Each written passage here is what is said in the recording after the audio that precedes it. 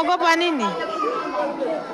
Joiwa Nyabyondo tumekimbia vraiment. Aturumva Nyabyondo ubungubu rwose turimo turayihunga pe, turi kuyihunga rwose. 23 isha tuzogelea sana shafika Bukombo masasi na bombe. Apodo M23 ikigaragara irimo irasatira ahangaha za Bukombo. Have sigaho wikongera guhendwa ukundi kuko Amiririyo Estate twaje nk'igisubizo kuri wifuza kugura ikibanza cyiza mu karere ka Bugesera by'umwihariko mu murenge wa Mwogo aho guhera ku mafaranga y'u Rwanda miliyoni 1,500,000 tuguye ikibanza cyiza ahantu heza watura ukaba witegeye ikibuga mpuzamahanga cy'indege cya Bugesera. Si ibyo gusa kandi Amiririyo Estate tubafitiye amazu meza agurishwa ku giciro cyiza hano mu karere ka Bugesera. Akarusho utasanga handi nuko muri Amiririyo Estate kubakiriya bacu bamikora ringaniye tubafasha kwishyura mu byiciro. Akarusho Amiririyo Estate dufasha abakiriya bacu kubona ibyangombwa byo kubaka n'iby'ubutaka ndetse ababishaka tubafasha kubaka inzu bifuza badahenzwe kuko dufite abenjeniyeri bamenuje mu bijyanye n'ubwubatsi. Erega turi abanyamwuga. Amiririyo Estate mwaduhamagara cyangwa mukatwandikira kuri WhatsApp ikurikira 0788 84 56 43 cyangwa 0753 54 76 506. Hamwe na Amiririyo Estate turaheza. Aturumva Nyabyondo ubungubu rwose turimo turayihunga pe, turi kuyihunga rwose. 23 isha tuzogelea sana shafika Bukombo masasi na bombe. Apodo M23 ikigaragara irimo irasatira ahangaha za Bukombo ahantu hose arimo arumvikana amabombe. Nisha tuanza sikilika hapa hatari. Atubwo rero ibintu rwose icyo nababwira birakomeye cyane, ibintu byakomeye cyane rwose. Watu wanakimbilia mu hospitali. Atuba abantu birukanye mu mavuriro, birukanye muri hospitali. Ule naye ni munganga anabeba kandizi ule moiko nakimbilia humu ni mwa munganga wa my service yetu. Uyu nawe rwose numwe mu bari mu bikorwa byacu rwose ariko ubu ngubu tuvugana arimo arirukanga na gatoki. Kale ni kandizi. Ati kara na gatoki rwose. Nyanaleta. Ati nakwara kazanye. Mutombe Mungu vraiment. Rwose mutubabarire mudusabira Imana. Mutusaidie sana mutombe Mungu. Rwose mutubabarire mudufashe mudusabira Imana ibintu nago byoroshye. Nahundi ati vraiment ubu ngubu tuvugana abaturage rwose muri Nyabyondo bimeze nabi cyane. Ati ubu ngubu barimo barahunga berekeza za Kashebele. Nyabyondo ampanique generale batu yote. Ati cyo nakubwira Nyabyondo hari panique yo ku rwego rwo hejuru, abantu bose bari guhunga banakimbia, bose bari guhunga. La situation est compliquée. Ati rwose hano mu by'ukuri turi mu bihe bibi cyane, situation imeze nabi. Nyabyondo situation imeshia grave mwaisa watu ati rwose aya masaha nakubwira muri Nyabyondo ibintu bimeze nabi cyane, abantu bari guhunga. Abantu bari guhunga parce que walikuwa ko ligne de front, on ne sait pas la réalité c'est quoi, bako natambia dui ko mu niveau ya bonde neon. Urumva nta nubwo wamenya mu by'ukuri ngo ibintu bimeze gute, amakuru amwe namwe nta nubwo turi kuyasobanukirwa kuko ibintu barimo baravuga ko bamwe bageze za Mobondo abandi ntago tuzi mu by'ukuri aho bageze. On ne sait pas la vraie vérité c'est quoi. Mu by'ukuri nta nubwo wamenya ngo ukuri ko amakuru ahari ngo nukuhe. Seto goto mwingine ya Nyabyondo hapa. Ati uko mubireba rwose hanga ni mu mujyi wa Nyabyondo ariko ibintu bimeze nabi. Mzee unaenda?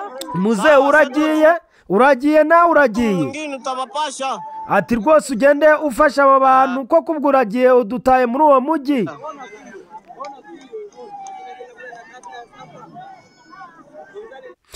Ngirango rero murabyumva aho duhereye mu by'ukuri amakuru yacu ibintu nago byoroshye.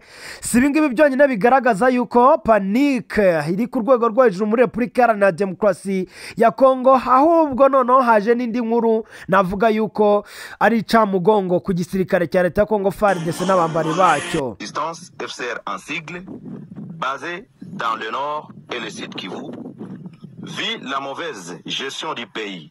par le régime de Kinshasa, caractérisé par des promesses non tenues, les détournements, la dislocation de l'unité et la cohésion nationale, les violations des droits internationaux humanitaires et les droits de l'homme. Vu la situation sécuritaire chaotique dans laquelle se trouve la population de la partie est de... nimba urimo urabyumva neza mu kanya ndaje mbigarukeho mbive imuzi ndakumenyesha yuko ubu tuvugana imitwe myinshi cyane ya wazalendo yatangiye kwiyungana M23.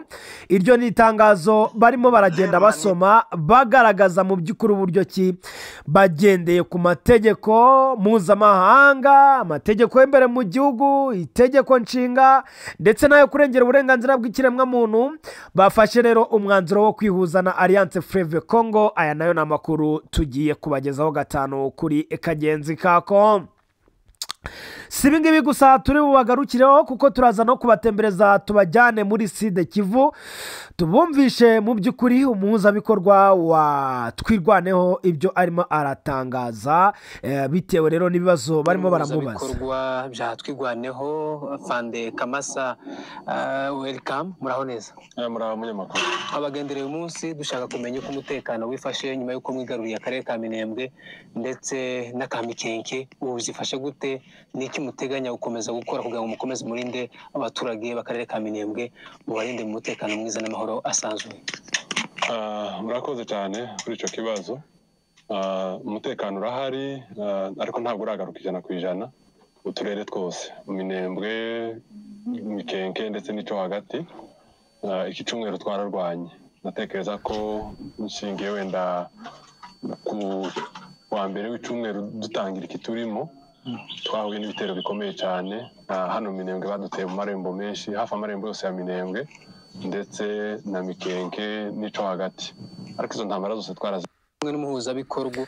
Ngira ngo urimo urabyumva, turaza kubigarukaho mu buryo burambuye tubumvishe ese mu by'ukuri uyu Kamasa harimo aratangaza iki ku bijyanye mu by'ukuri n'intambara barimo hamwe n'igisirikare cya leta ya Congo FARDC bahanganye nacyo. Ariko kandi mukaba mubizi neza yuko Twirwaneho ari umutwe ubarizwa muri Alliance Fleuve Congo. Ubwo naho turaza kuhagaruka tubabwire ngo bimeze gute. Nimba kandi mwabonye muri kuri titile y'amakuru nabagejejeho nababwiye yuko M23 yatangiye kwinjira mu bice bitandukanye isatira ariko mwoka byaramwe ahitwa Tanganyika ni mu ntara nshya. Mu by'ukuri umutwe wa M23 urimo urerekezamo, abantu bamwe bakaba batangiye kuvuga bati noneho burya koko gufata ya Kongo birashoboka nimba aba bagabo batangiye kwataka hafi intara ebyiri z'igihugu. Nubwo wenda Repubulika Iharanira Demokarasi ya Kongo ifite intara nyinshi cyane, ndumva zigera muri 21 nimba nibeshye. Ubu rero kuba batangiye kwinjira muri Tanganyika nanone ni ikindi kimenyetso kigaragaza ko umutwe wa 23 ndetse na Alliance Fleuve Congo muri rusange bafite ikintu cyitwa intumbero karahabutaka yo gukomeza gufata ibice bitandukanye. Si ibyo ngibyo byonyine gusa rero turaza kugaruka kandi mu by'ukuri ku buryo muri biriya bice bya Sud Kivu Twirwaneho iri mu Kisa na Sarongo, ibyo imiganda ariko byo babita Sarongo. Batangije amasarongo, abaturage barishimye cyane, ndabona ukuntu bakeye, ari abasirikare bose ko barakorana Sarongo. Urebe umwanda wari umaze imyaka 8 muri uyu muhanda nta Sarongo bamwe. Ubwo ibyo nabyo rero turaza kubiva imuzi n'umuzingo tubabwire se mu by'ukuri byaba bimeze gute. Amakuru yo ni menshi cyane, dufite amakuru menshi cyane. Ubu noneho ibintu byafashe indi ntera, biravuga ko mu by'ukuri mu bisubizo umugabo witwa Colonel Nanga ndetse na Bertrand Bisimwa tutibagiwe na Makenga, dore ko basa naho bagendana kuri ibibazo byagaragajwe bikavugwa na Repubulika Iharanira Demokarasi ya Kongo, ndetse bakanatanga ngo amafaranga menshi cyane amadolari agera kuri miliyoni 5 z'amadolari kuzabafata. Ubu noneho biravuga bivuga ko nabo ngo barangije kugira icyo babivugaho kandi bagatanga nabo ahubwo ngo amafaranga kuri perezida Felix Antoine Tshisekedi Chilombo. Ibintu rero mu by'ukuri bigaragaza ko ibintu hano bitazoroha ku butaka bwa Repubulika Iharanira Demokarasi ya Kongo. Ni mu gihe rero kandi mu makuru mwagiye mukomeza kugenda mwumvishije ingabo za Chad, mwumvishije Chad ko yasabwe na perezida Felix Antoine Tshisekedi rwose ingabo. Ese Chad ubu tuvugana Chad ihagaze hehe? Ese yaba yaratangiye kohereza ingabo? Byaba bimeze gute mu by'ukuri? Yaba yazohereje se bwo byaba biri official? Bimeze gute mu by'ukuri? Iki nacyo ni ikintu rwose tugiye kugarukaho 5 Ni mu gihe rero umugabo witwa Joseph Kabila Kabange bivugwa yuko ngubu yarangije guhagarika amasomo kugira ngo ahagurukire iby'intambara iri muri Repubulika Iharanira Demokarasi ya Kongo. Uyu mugabo rero bamwe bakavuga bati nakasamutwe, abandi bati uyu mugabo ashobora kuba ari uzayobora iyi Repubulika Iharanira Demokarasi ya Kongo, dore ko bigaragara ko umugabo witwa perezida Felix Antoine Tshisekedi Chilombo magingo aya ngaya atarimo arahabwa icyizere n'abari hafi yiwe cyangwa se n'abatavuga rumwe nawe. Rero murumva ko ibintu bitoroshye. 5 rero twongeye kubaha ikaze, twongere tubabwire yuko kubana natwe mu buryo bwiza ari uko gusaba kandi subscribe cyangwa sabone, ariko kandi ukaba wanadufasha nanone mu buryo ubwo ari bwo bwose, utwandikira rwose kuri 07232541 ugatanga igitekerezo cyawe ushaka, nimba udashaka kugitera muri komenti cyangwa se kugivuga muri komenti za YouTube, kindi watubwira ibyo ushaka byose, ariko kandi iyo nimero ni nayo utwandikiraho ugira gutya rwose kugira ngo winjire mu rubuga rwa WhatsApp maze ujye ureba nk'aya mavideo tuba tutabashije gushyira kuri YouTube yacu. Tuguhaye ikaze rero rwose, amakuru yacu yo rwose ni menshi cyane, turaza kubabwira byinshi cyane, ariko ngira ngo mwabyumvishije inkuru nyamukuru n'imirwano tugiye guheraho tugakurikizaho kandi nanone ikijyanye na atake karabutaka ya M23 yerekeza muri Tanganyika. Ibi bintu turabihuza n'amakuru yo muri Uvira dufite cyane ku ngabo z'abarundi, rero bivugwa ko mu by'ukuri ngo ziri tayari cyane. Munyemerere rero twinjire mu makuru y'imirwano karahabutaka.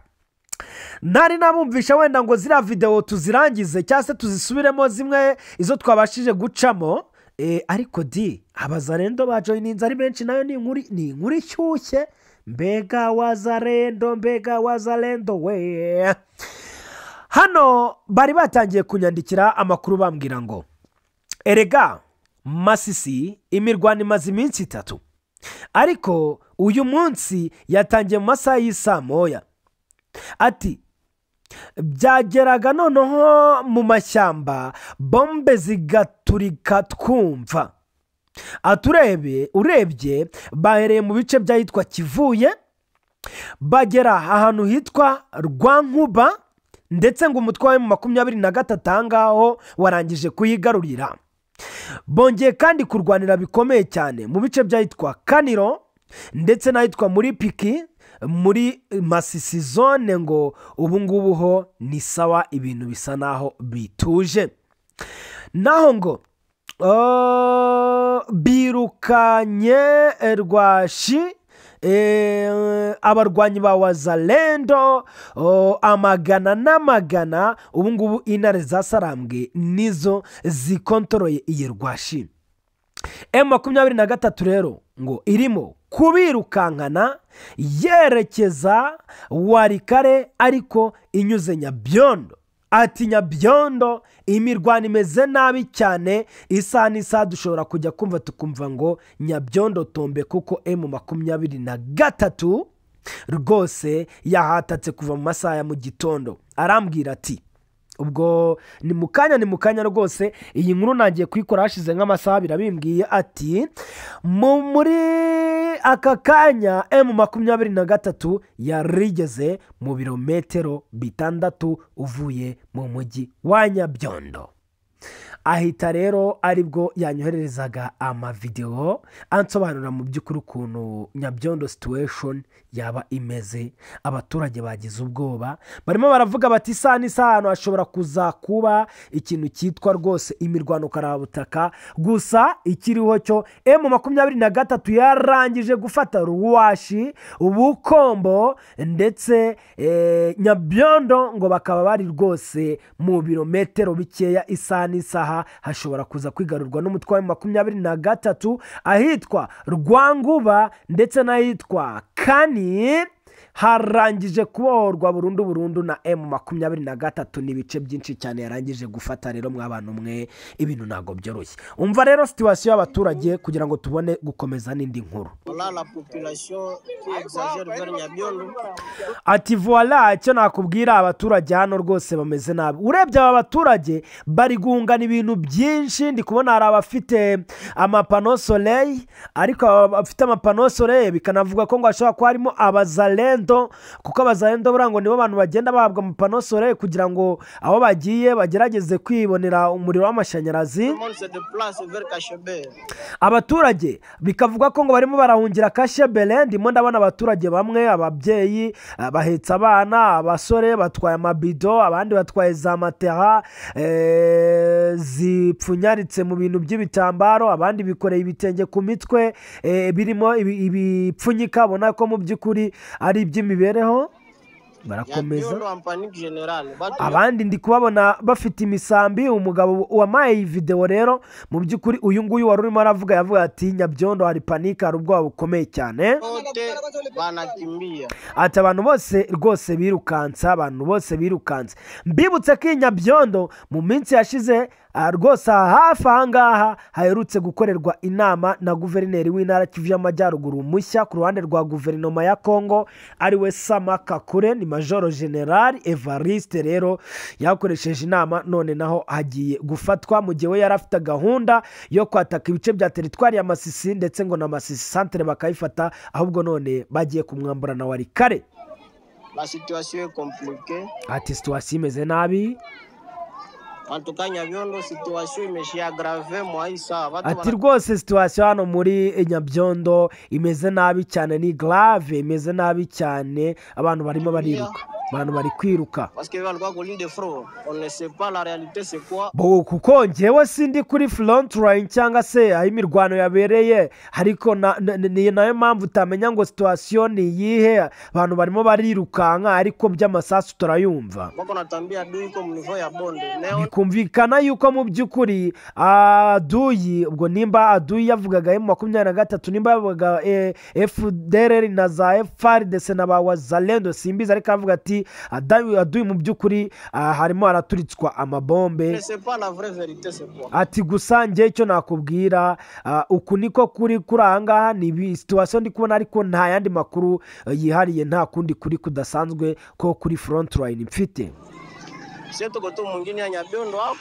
Ahangaha turi rwose ni muri Nyabyondo. Urumva tangira rwose kunyereka. Ndimo ndabona abaturage biruka nka bari kubangira amaguru ingata, bafite ubwoba. Abana batoya cyane. Ati uyu nawe ni Musa nawe aragiye. Mzee unaenda? Ati mzee uragiye? Si atuwa tu mwingine utabapasha. Ti sawa nyine sasa mara. Ubwo ngira ngo murabyumva. Bamwe rero mu batangiye guhunga, ubu tuvugana batangiye kugera mu bice bari guhungiramo, ariko nkaba nakubwira ko mu by'ukuri aho bahungira nabo rwose nago bizeye umutekano waho, niko navuga mu buryo bwuzuye. kubera yuko ubu tuvugana rwose baravuga yuko naho bahungiye batazi ukuntu bimeze bati tubasengere umva nk'abahungiye rero muri hopitali. Uko naogopa nini? Ati ibyo ni ikirimo Ndio hii Nyabiondo tumekimbia vraiment. ati murabibona Nyabyondo rwose twayivuyemo. Aisha tuzogelea sana safari. Ati rwose mu 23 biravugwa yuko irimo irataka irimo iregera cyane rwose hano. Tuanza sikilika hapa hata. Ati hano rwose ibintu birakomeye cyane byakomeye ibintu ni wasilika ibintu byakomeye cyane. Watu wanakimbilia mu hospitali. Ati abantu uri kubabona birukiye muri hopitali. Ule naye ni munganga anabeba kandizi ule moiko. Ati uyu nawe ni umuntu rwose ubona uko umubona uku nguku yikoreye agatoki. Akimbilia ni mwa munganga wa service yetu. Ubwo urumva uyu nguyu ari muri bamwe rwose mu baduhereza agaserivisi ariko urabona afite agatoki. Kale ni kandizi. Ati kara ni agatoki rwose. Kinyanaleta. Ati arakaza. Tombe Mungu vraiment. Mudusengera Imana ni ukuri. Tusaidie sana mto. Rwose mutubabare mudusengera Imana. Mudusengere ngira ngo ramurumva situation mu byukuri ya Masisi Warikare ntago yifashe neza umutwe wa M23 uri muri ataka bikomeye cyane igisirikare cya leta Kongo FARDC n'abambari bacyo ibintu bishobora rero kuza kurangira mu byukuri iyi ntambara iba yakasa mutwe ndetse kandi FARDC ikaba ishobora kuza kuhatakariza bikomeye cyane nimvuga ngo bikomeye cyane wumve ko bikomeye cyane kubera yuko rero umutwe wa M23 waba ugiye gufata ibi bice kandi ari ibice bari basigaranyeho ubugenzuzi. Murumva rero ko ibintu bitoroshye. Twinjirane hano muri Alliance Fleuve Congo indani mbabwire uburyo ki Lawrence Kanyuka hari ibyo yatangaje cyane avuga kubaza Lendo ba joininze tubone kwinjira muri rero M23 mu byukuri yinjira muri Tanganyika nayo ni inkuru mu byukuri navuga ko ishyushye cyane abantu bagomba kumenya ngo irava hehe iragana hehe. Ni uriro rusange rya Alliance Fleuve Congo biravugwa yuko ryakiriye abarwanyi ba Wazalendo by'umwihariko abo muri FCL ryinjiye rero ku mugaragaro muri Alliance Fleuve Congo. Ubu ngubu rero ngo bamwe mu bari bashinzwe urugamba bakaba ngo bazanye n'abandi basirikare benshi. Arongera aravuga ati kandi turahamagarira n'izindi ngabo zose za Kongo abanyapolitike ndetse n'imiryango kubikora. Barasabwa nyine ubwo kujoininga nabo kugira ngo mu byukuri Alliance Fleuve Congo igire gutya igwire.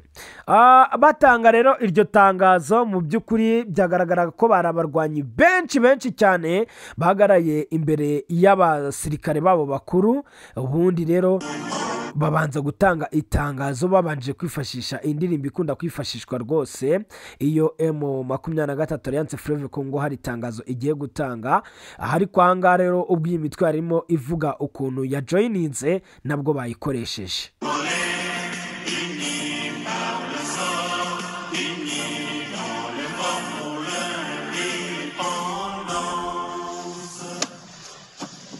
République démocratique du Congo. Ngira ngo urimo urabyumva rwose ibirango by'igihugu byose nibyo barimo barakoresha mu gutanga ubu butumwa. Ati République démocratique du Congo de la résistance FCR en sigle. Wa mutwe wa FCL warangije nyine uri muri sobanura. Politique. Déclaration politique numéro 002. Ngira ngo urabyumva itangazo ryari rifite nimero 002 bar FCR bar FCL ubwo nini ni wa mutwe wabo BP bar 2025 portant adhésion du FCR à l'Alliance Fleuve Congo bar M23. Ngira ngo urabyumva yuko barangije kugaragaza neza yuko rwose bihuze na M23 na Alliance Fleuve Congo. Nous, leaders, membres fondateurs du Front commun de la résistance FCR twebwe rwose nk'abayobozi ndetse tukaba n'abafondateri b'uyu mutwe FCL en sigle basé dans le nord et le sud Kivu, vit la mauvaise gestion du pays par le régime de Kinshasa, caractérisé par des promesses non tenues. urumva hano harimo ndagenda mbicamo baragaragaza ko mu by'ukuri bakoreraga muri Sud Kivu ariko kandi nanone bakanenga bikomeye cyane guverinoma ya Kongo kuko ibyo yabasezeranyije byose batigeze babyubahiriza n'umunsi wa rimwe. Cyo ni kimwe rwose, urumva ni kimwe mu bintu byatumye ubwo ngubwo babigaranzura cyangwa se babacika. Urumva ibintu byakomeye. Détournement, la dislocation de l'unité et la cohésion nationale, les violations des droits internationaux humanitaires et les droits de l'homme, vu la situation sécuritaire chaotique dans laquelle se trouve la population de la part. ngira ngo urimo urabyumva mu byo bavuga byose harimo ibijyanye no kutubahiriza amategeko n'amabwiriza n'ibiki byose bya mategeko mpuzamahanga n'ibiki. Umva mbese ubwo no mu byo bakora byose babanje barareba neza babona bifite aho bihuriye n'amategeko mpuzamahanga. Hari ibyo rero mu by'ukuri Kinshasa ngo itajya yubahiriza. Est de notre pays considéra la situation sombre de la politique actuelle de la République démocratique du Congo, dont les gouvernants délaissent les gouvernés mourir dans plusieurs entités du pays, notamment Beni, Lubero dans le Nord Kivu, ainsi qu'à Ituri, suite aux exactions des ADF MTN et les FDLR dans le Rutshuru, considérant la mauvaise volonté des autorités du pays de ne pas prendre en compte les multiples sacrifices des groupes d'autodéfense en leur privant. Mayi nka rero aba mayimayi bakamejeje nabo barimo barashinze Tshisekedi cyangwa se ubuyobozi bwabo kurebera ibijyanye n'imitwe yitwaje intwaro yindi. Buriya hari imitwe noneho y'abanyamahanga niyo ya mbere ngo bagomba kubanza kugira gute kwamagana, bagomba kubanza gukura. Ariko mwaka byaramwe nyamara iyi Kongo umuntu aramutse atekereje neza yabona ni imitwe yose yitwaje intwaro ivukwa ryayo dushaka kuba rifitemo uruhare harimo uruhare rwa guverinoma. Kurumva barafata FDLR za Rutshuru, bagafata za ADF, hari n'ibindi ngo bya MTM n'ibiki byose utamenya. Ibi byose iyi mitwe irimo irabashinza n'aba ngabo ngo bakumva ko ari aba autodefense, ari abari basanzwe birwanaho barwanira kubaho kwabamaye nka rero.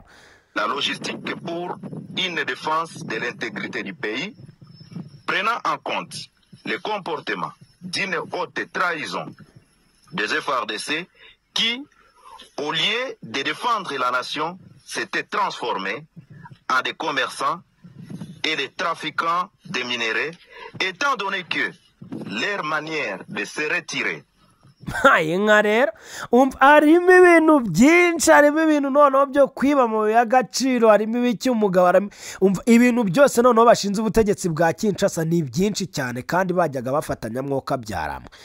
Dans plusieurs entités sans motif, en pillant, violent, tracassant la population. Urumva kwiba, kuviyora abaturage, ibiki byose guserereza no gutesha umutwe abaturage. Prouve en suffisance que les FARDC sont ennemis numéro 1 de la population de la République démocratique du Congo. FARDC numwe rwose ngo mubanzi ba mbere b'abaturage ba Kongo, ariko mbega icyasha we. Entendu que nos éléments appelés Wazalendo, réunis au sein du FCR, ont une mission de défendre l'intégrité territoriale et défendre la population avec les dirigeants dignes de foi et conscients de la souffrance de la population. Ngira ngo murimo murabyumva bo ni itangazo ubona ko rishobora kuba rinini, ni rinini pe. Plusieurs entités sans motif, en pillant, violent. Ni rinini ariko ngira ngo murumva ko mu by'ukuri mu bintu byose bavuga mu bintu byose bavuga barimo barashinza ubutegetsi bwa Kinshasa, barimo baragaragaza yuko mu by'ukuri bo bahangayikishijwe n'uburyo abaturage babayeho cyangwa se bamerewe, bakumva bafite ishyaka ryo kubabohora. Mpaye nka rero de défendre efficacement toute la population dans sa diversité ethnique, linguistique et culturelle vit la nécessité et l'urgence. Déclarons, article 1er, à dater de ce jour, nous nous désolidarisons des FARDC suite à leur trahison et leur donnons 24 heures de se retirer dans les entités sous contrôle du FCR. Article 2. nka rero ibintu hano byakomeye abiyunga na Alliance Fleuve Congo bo ni benshi cyane, kuko mu makuru mfite biravuga ko uyu mutwe ngo atari wo wonyine waba wiyunze na Alliance Fleuve Congo, kuko biravuga ko hari undi mutwe witwa FPP-AP urumva wahitwa kwa General Kabido, nawe ngo ushobora kuba wagezemo. Biravugwa ko hari undi mutwe witwa NDCLM, uyu nguyu sinzi nyirawo. Hakaza n'indi ngo mayimayi yitwa Kifuafua, aba nabo ngo biyunze na Alliance Fleuve Congo. Mwabantu mwe sinzi nimba bafite aho bahuriye n'uyu RCL, ntago turabisobanukirwa neza byose mu makuru mu by'ukuri arimo aragenda turuka hariya, ntago babisobanura byose ngo batwereke umurongo mu by'ukuri bariho. Ariko icyo nababwira mwabantu mwe, ibintu byabaye ibindi. Alliance Fleuve Congo irimo iragenda yongera abantu benshi cyane rwose muri iki cyama. Bati mugani wabo bati cyama cyetu kina nguvu sana. Ibintu rero hano byakomeye, barimo barinjiza cyane. Twinjire Tanganyika. Ibintu byakomeye biravugwa ko umutwe wa M23 ubu warangije kwerekeza muri Tanganyika mu buryo bweruye ugereranyije nuko ingabo za FARDC zihagaze ku mirongo y'urugamba, ndetse bamwe bakaba ubwo barahunze, abandi bakaba bakomeje kwihuza na Alliance Fleuve Congo. Ku munsi wo kwa gatandatu abarwanyi ba M23 ngo babonywe mu bikorwa byo gucunga umutekano mu misozi yahitwa Kalanga, ahitwa Maloke, ndetse no mu tundi duce duturanye two mu ntara Kivu y'Amajyepfo. Icyakora abaturage ngo bakomeje imirimo yabo nk'uko bisanzwe, nta kibazo na kimwe bafite. Ubwo muri Sud Kivu mwumve ko muri twa duce duheruka kubabwira, muri ziriya operasiyo zirimo zirasatira Uvira ndetse ubwo na Tanganyika yarangije kugeramo, bongeyeho agace kitwa Kalanga, agace kitwa Maloke n'utundi duce tuhakikije. Uti bimeze gute rero?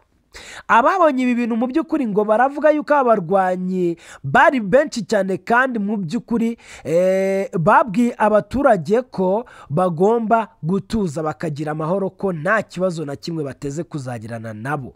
Bakagaragaza ko ibikorwa byabo bigamije gusa kurwanya ingabo za Repubulika Iharanira Demokarasi ya Kongo FARDC ndetse n'abamilishiyazi ba Wazalendo badashaka gusubiza igihugu ubuzima. ngira ngo urabyumva. Ubu tuvugana ntago bose bagiye kujya baba abanyabyaha, kubera yuko hari bamwe batangiye kubivamo, hari bamwe batangiye kugaragara ko mu by'ukuri kugaragaza uburyo ki hano bagomba kuhava.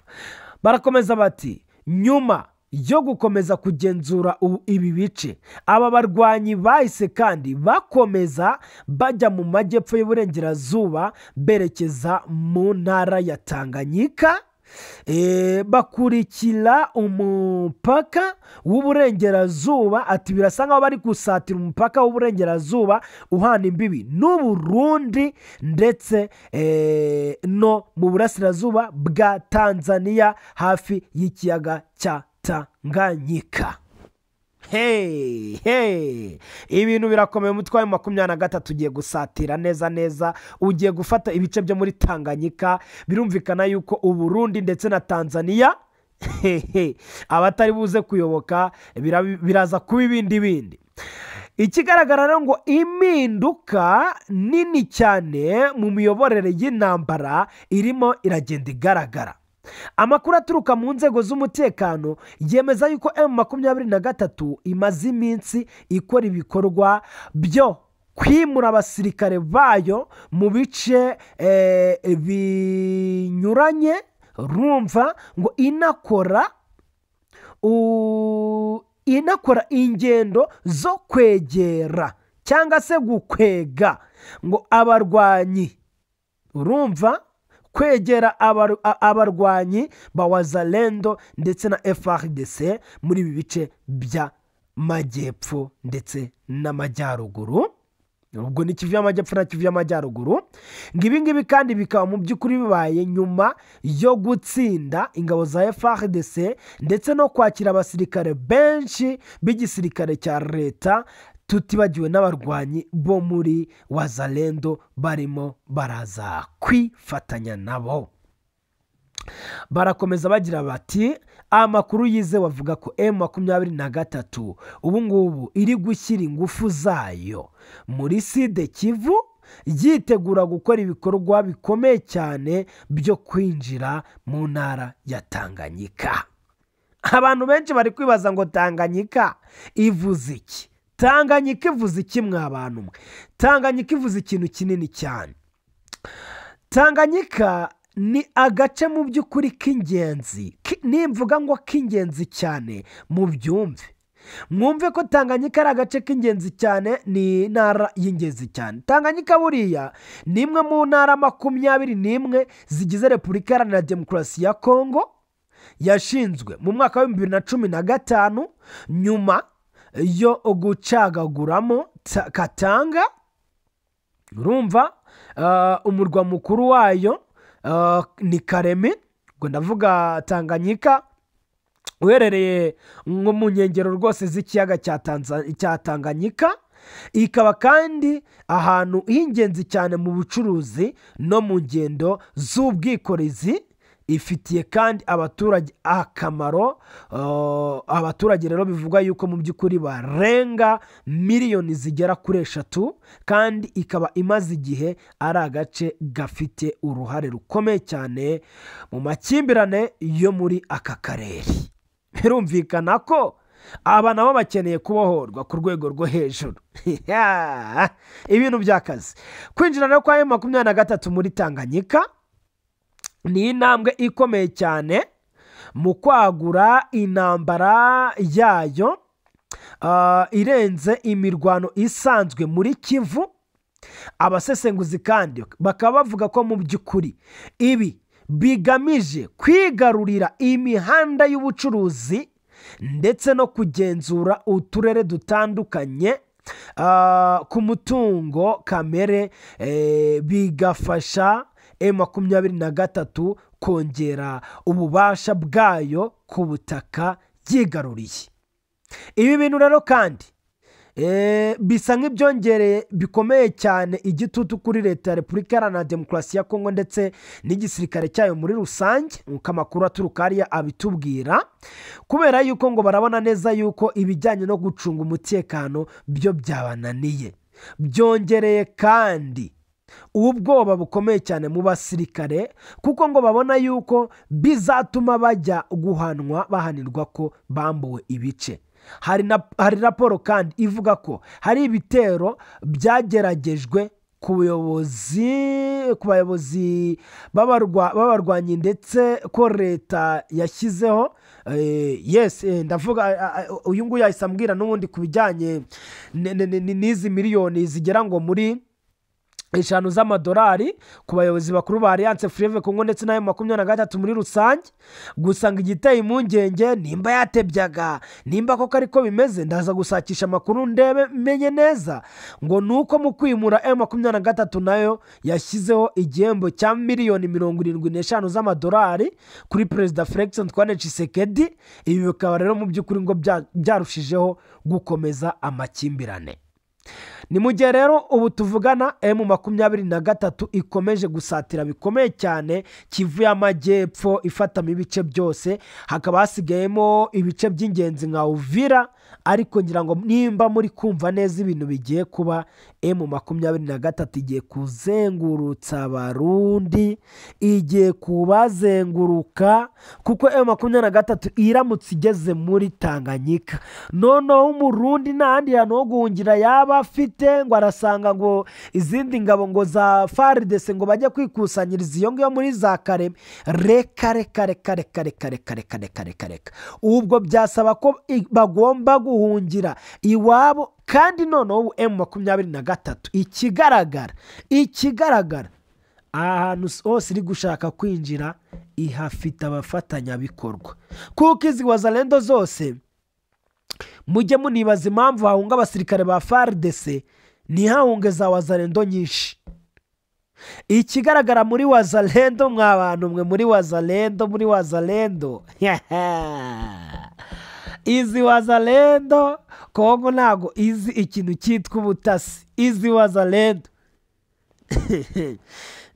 ntacyo mvuze niteranya, ariko ikigaragara ubutasi bwa M23 buri ku rwego rwo hejuru, ndetse iyi M23 isaha n'isaha Alliance Fleuve Congo mushobora kujya kumva mukumva neza ifasha ibice karahabutaka, ibice bihambaye kandi bifite igisobanuro ku butaka bwa Congo, ariho abantu bahita batangira kubonera yuko iyi Alliance Fleuve Congo ko kuzakuraho ubutegetsi bwa Kinshasa ni ibintu bishoboka cyane, nimvuga ngo ni ibintu bishoboka, abantu bumve ko ari ibintu bishoboka.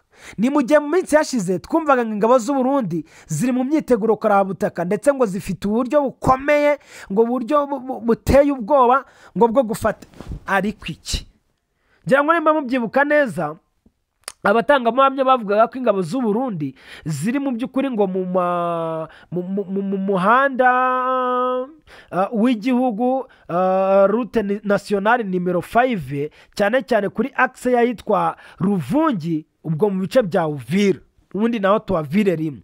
Ahari ari ku birometero mu by'ukuri 10 gusa uvuye mu birindiro bya Alliance Fleuve Congo, nk'uko byanatangazwaga n'ikinyamakuru RFI cyarabivuze.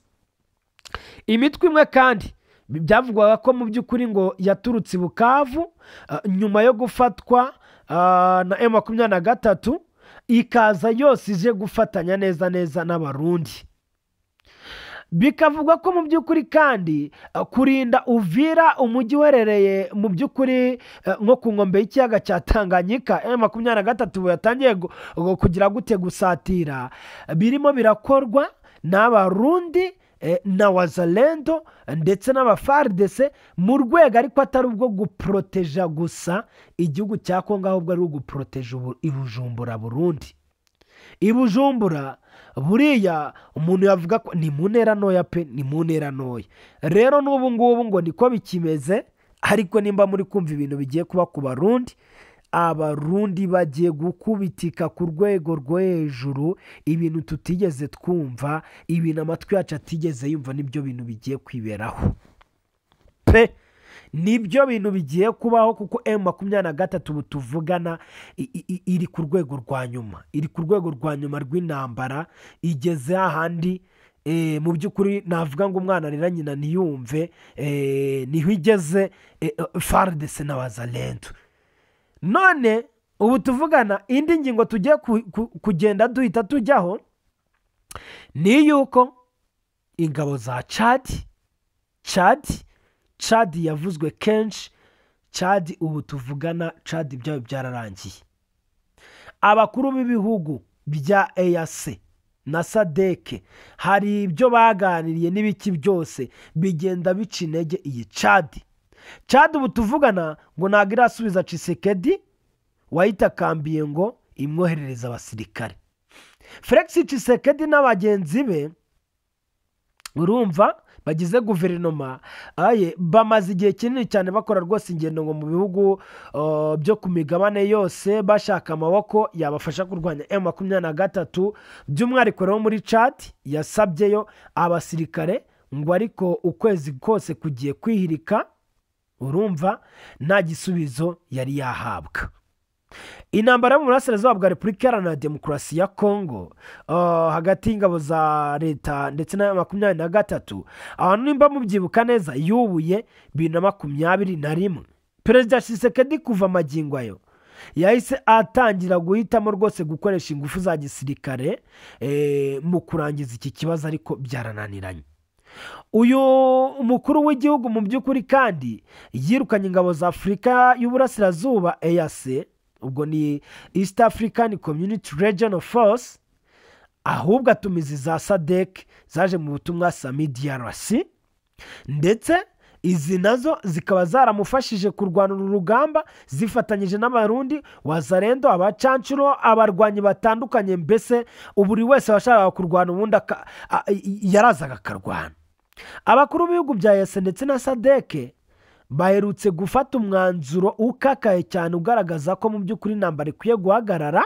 Urakakaye kuri wazarendo no kuri guverinoma ya Kongo, kuko bo bagaragaza ko badashaka guhagarika imirwano. Bababwira yuko mu by'ukuri ibi byose bigomba guhagarika, ari nacyo abantu barimo baranariza bavuga ngo wabona nk'iyi Chad ifite ikintu cyitwa ibitekerezo byinshi, kibaza iti ninanga aba basirikare ntibazamerera nabi.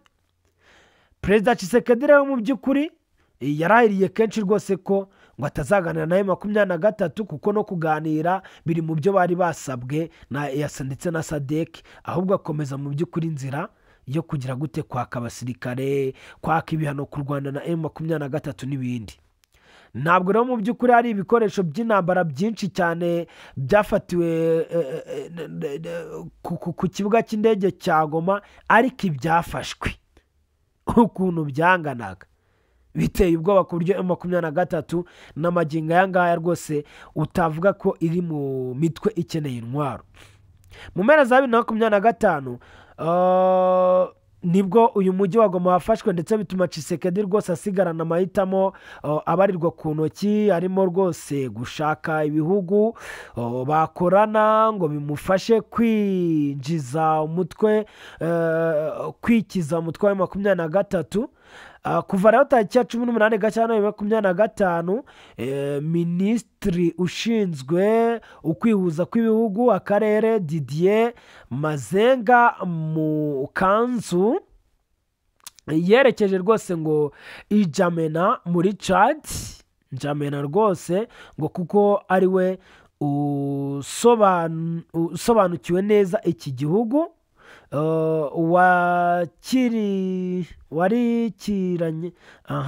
wakurikiranye rero kandi ngo ibyacyo rwose ngo arabikurikiranye cyane mu gihe hariho ubuyobozi bw'inzubacyuho biturutse rwose ngo kuba perezida wa Repubulika Iharanira Demokarasi ya Kongo ari nawe ndetse wari umuhuza washyizweho n'ibihugu bya Afurika yo hagati.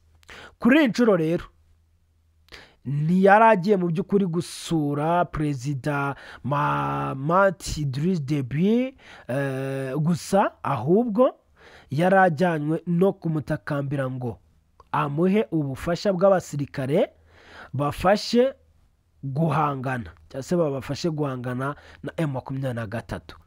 Jeune Afrique dukesha inkuru yatangaje ko mu by'ukuri abayobozi ba Chad bavuze ko bakiri gusuzuma icyo gitekerezo cya Repubulika Iharanira Demokarasi ya Kongo, ariko byerekeza kutazatanga umusaruro.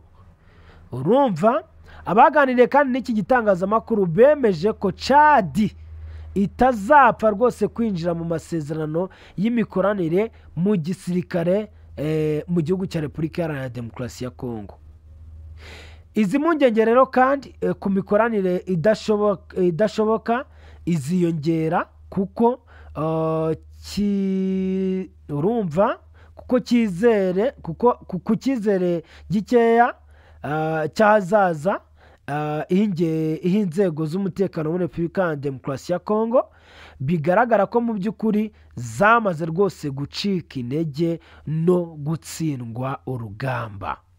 Mu mpera za Gashyantare 2025 abasirikare n'abapolisi ba Repubulika Iharanira Demokarasi ya Kongo barenga 3,000 barwanaga mu burasirazuba bwa Repubulika Iharanira Demokarasi ya Kongo bahisemo rwose kwiyunga na M23 bashinja leta yabo kubatererana ndetse ku rugamba.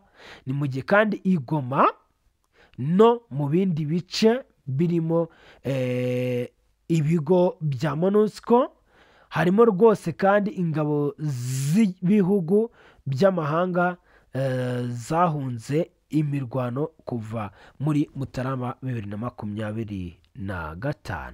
Ni mu gihe rero ubu ngubu rwose tuvugana umugabo witwa Joseph Kabila nawe wakomeje kugenda adacirwa akaruru utegana na guverinoma ya Kinshasa. Ubu biravugwa yuko yarangije guhagarika ikintu cyitwa amasomo rwose kugira ngo agire gutya ahangane na guverinoma ya Repubulika Iharanira Demokarasi ya Kongo, cyangwa se nyine agira icyo arebera hamwe ku bijyanye n'iyi ntambara yo mu burasirazuba bwa Repubulika Iharanira Demokarasi ya Kongo. Reka nabyo tubigarukeho.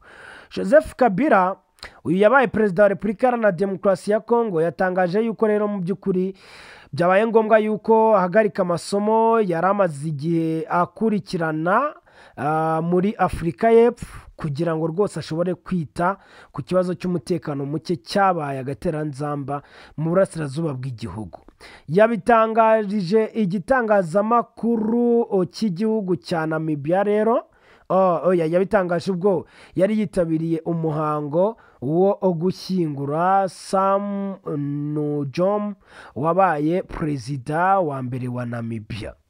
Joseph Kabila yavuze ko mu by'ukuri ngo yavuye ku butegetsi uko itegeko nshinga ryabitegekaga, ashimangira ko ari uko ariko nibikomeza kudogera hari igihe bizasaba ko mu by'ukuri bakumira ko igihugu cyasubira inyuma.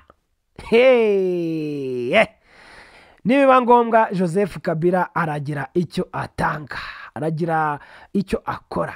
Ati navuye ku butegetsi nk'uko itegeko nshinga ryabiteganyaga, nkajya nitabira rwose ibikorwa bitandukanye harimo ndetse n'amasomo kandi nifuza kuyakomeza, ariko ibintu nibikomeza mu by'ukuri kuba bibi mu rugo tugomba rwose gukora ku buryo Repubulika Iharanira Demokarasi ya Kongo itagwa mu manga duhari kugira ngo tujye inama, ariko mu by'ukuri tunakora ibishoboka byose ngo ntibikomeze kujya habi.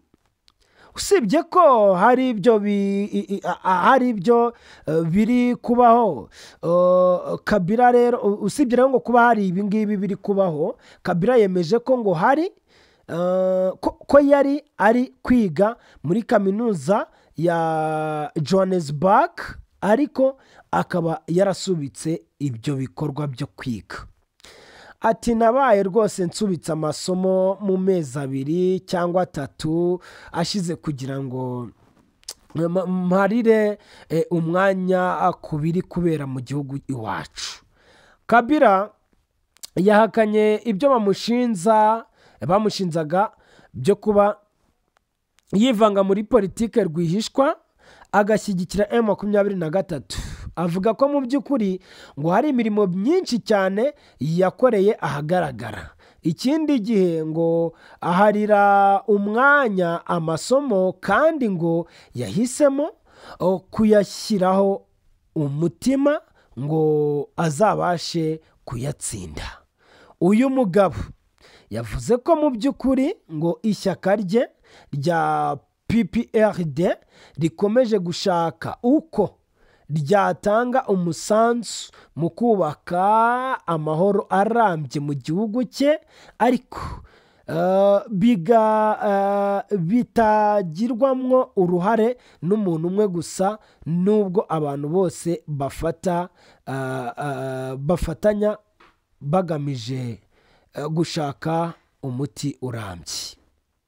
Yavuze ko kandi mu by'ukuri ngo intambara iri mu burasirazuba bwa Repubulika Iharanira Demokarasi ya Kongo ikomeje kuba ikibazo ndetse n'ibibazo byinshi cyane birimo imiyoborere mibi, akarengane, ndetse harimo kutubahiriza itegeko nshinga, kandi mu by'ukuri ngo kenshi ibibazo by'imbere mu gihugu bituma n'abo hanze bashobora kubyuririraho, ikibazo rero ngo kikarushaho kuremera. Abajijwe rero ngo ku biganiro bya Nairobi na Rwanda, Kabila avuze ko ajya inama yo kuganiriza abanyekongo kuko ari bo bazi rwose akababaro bari kunyuramo. Alliance rero kandi Fleuve Congo, ubwo uyu mugabo ntago yeruye neza nimba akorana nayo mu buryo bumwe cyangwa ubundi. Ati inama nabaha mu by'ukuri uwabishaka wese byaba byiza kuvugisha abanyekongo, njyewe ntacyo navuga cyane kuri iyo Alliance Fleuve Congo, bazi neza agahinda k'ibyo bari kunyuramo abanyekongo. Abahuza bo muri Afurika y'Uburengerazuba cyangwa mu tundi duce bashobora kuba bagamije ineza, ariko nta muhuza wavuga ko azi Repubulika Iharanira Demokarasi ya Kongo kurusha umunyekongo. Ntabwo bishoboka, abanyekongo nibo bazi ibyabo kurushaho. Kabila rero kandi yavuze yuko ubwo yavaga ku butegetsi bari bakoze ihuriro ry'amashyaka ya politike na Perezida Felix Antoine Tshisekedi, ariko mu buryo butunguranye Tshisekedi akavuga ko mu by'ukuri ngo atabikeneye. Ati natwe twakiriye icyo cyemezo, ariko ikigaragara hagomba gutanga umusanzu.